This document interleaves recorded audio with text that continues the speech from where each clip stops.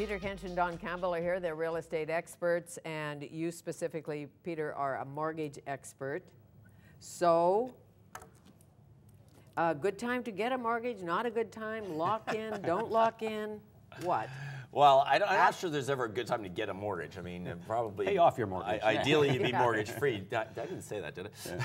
But no, let's face it. I mean, and this is something we go right back to what we were just talking about with headlines and whatnot. Today, the Bank of Canada came out and said they're not making any change. There's a good expectation that we will not see any change in the Bank of Canada lending rate for a year. Now, what's really important is that governs the prime lending rate. That doesn't mean that there's not going to be any change in your long-term fixed rates. But Fanny, there's one thing that happened in the last month that a lot of people don't realize is usually when you get a variable rate mortgage, which when you talk about the Bank of Canada, talking about prime, that impacts the variable rate mortgages. Variable rate mortgages always have a discount, like prime minus half a point or 1%.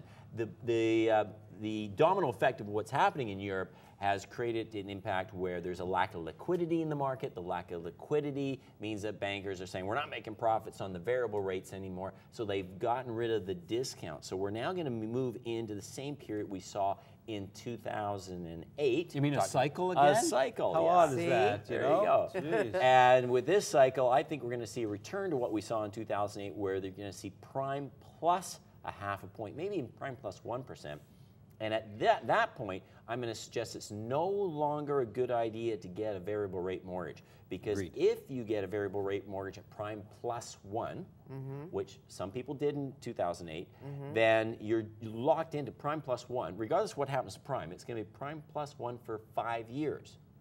Now, because it's a cycle that we've been talking about, we know from 2008, after 2 years, liquidity return, common sense returned to the markets, everything got back to normal, and we got back to prime minus. So the guy who locked in and panicked at prime plus 1 in 2008 is stuck with that for 5 years.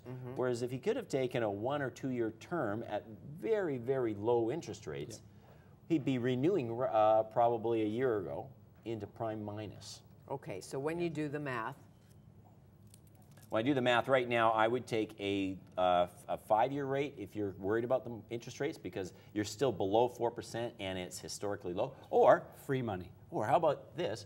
Do you know that historically rates are always cheaper in the year of a U.S. presidential election?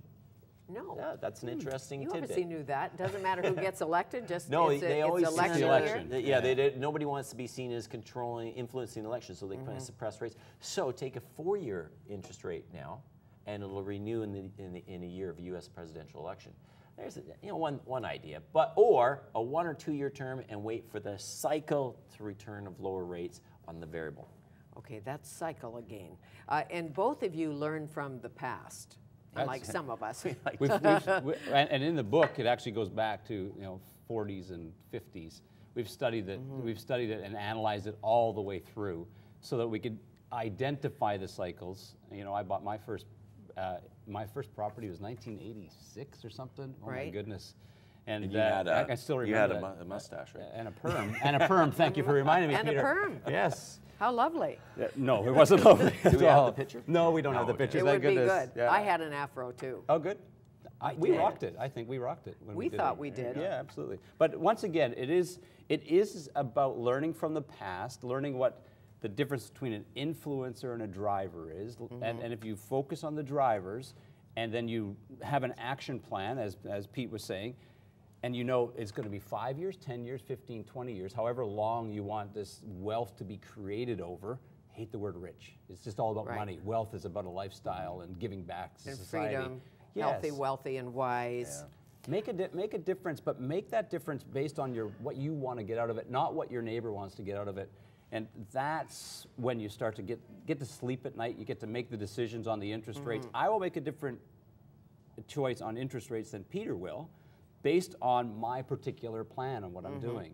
Well, you always have a plan. Many of us don't have a plan. I know we're supposed to have goals and plans to know where we're going, but most people don't. And the difference is, if you don't mind me saying, is that people make goals, but they don't make the commitment to themselves to achieve the goals. They know they're going to make goals. I'm going to make a goal, but they're not willing to make a commitment to themselves so that they don't let themselves down. They actually say, I'm actually going to do this. I'm going to use the word no more often than I usually do in 2012, for instance.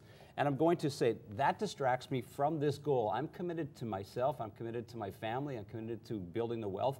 Try the word no for a year. It's quite powerful. But as you know, in uncertain times, people are afraid to take risk. They just are, most people, smart people. And yet you have to take some risk to get there. So say you own your house outright, mortgage-free.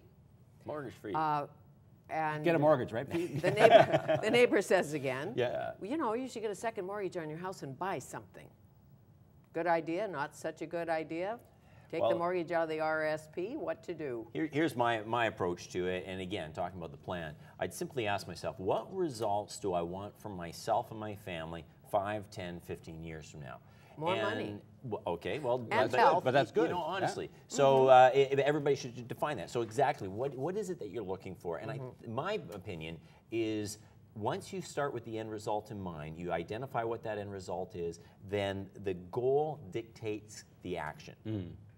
The goal dictates the action. Because if you say, well, I want this, and here's a really common thing, Fanny, I find, where I'll sit down with a husband and wife, and you probably have this happen to you. You sit down and say, I want this. And I say, okay, well, then you're going to access some equity in your house, and then you could leverage that, buy this, and that will create that. Oh, we don't want to touch the equity in our home.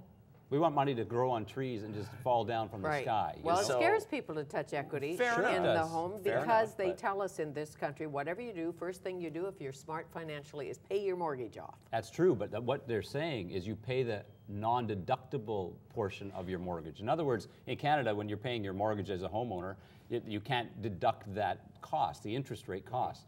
But as soon as you put a line of credit on, get it at prime, still prime right now, you can use that money, interest-only payments, so it's really, really cheap money, to go and find something that's cash flowing. It might not be in North Van, it might not be in Vancouver where you want it to, but you want your money to work hard. And the interest on that mortgage is now deductible. So the goal is to pay off the non-deductible mortgage. The new one, the interest, as long as it's not buying a boat, as long as it's for investing in real estate or investing in something, you can deduct that off of your income tax, and you almost feel American. So important, almost. Yes. I am American. I I'm know, half. that's why I threw that. But Vegas, I can buy a condo in Vegas, fairly nice little condo for $200,000. Why would you? What do you want to do with it? I don't know. I was thinking, so I buy the $200,000 condo, don't even want to go there, rent it, own it one day, and surely You know, the vacancy... that cycle's going to continue. Not and particularly. Vegas real estate will go up one day? No? Well, maybe, but there's no predictability about it. And right now there are about 10,000 people doing the exact same thing that you just said. Because once it gets down to the street level, then it's way too late. Right. So now you have 10,000 people who have all bought these so-called cheap condos, and they're all trying to rent them out. So now the vacancy rate in Vegas is massive. The rents are coming down. Sure. Suddenly the idea isn't so great anymore, and then you didn't have a plan. So maybe Palm Desert. Okay, maybe. But that aside, I read this wonderful article in Canadian Business about a Toronto businessman, a Greek immigrant, came here and started developing and investing in real estate, had a grade 5 education or something like that. Yeah. He just bought the Silver Dome in Pontiac, Michigan for $500,000. I think $535,000. I saw that for sale. Yeah, the bid in the Toronto Star, it was advertised. The bidding started at $5 million. Wow. No one bid, so he got it for $500,000. And now they're going to blow it up. Buying the Silver Dome for $500,000. Well, he's waiting for the cycle to return in Detroit. I guess so. They are down 1 million people. You know that, right? I know that. Yes. But I'm thinking, and he can refurbish the Silver Dome, and who knows what will happen, but what a story. Yeah. That's a bargain to me. I don't know what you think about that, but if there's I don't think it's a bargain, because, you don't? if you don't mind, because price means nothing in the world of real estate. You can have great investment that's $1 million or a really poor investment that's 40 grand. I'd just like to say... it sounds kind of good. I bought a little thing the other day, the Silver Dome. Yeah. Do you want to go see it? Here's the keys. Yeah. Yeah, I want to go see it. I guess we can all live in it. I guess so, yeah. Pretty much. Maybe we can have the odd soccer game. It's going to be really good for a trade convention center there. Well, sure. Get MLS A soccer and lot all of of that. going to Detroit. Who knows? Whoever knows? I thank you. Thank you nice very much, to see as you. always. Nice to see you, as always. We forgot to talk about the times when offshore money, when this wasn't a safe haven for offshore money. next time. Okay. Secrets of the Canadian Real Estate Cycle, the Canadian Real Estate Action Plan, Peter Kinch, Don Campbell.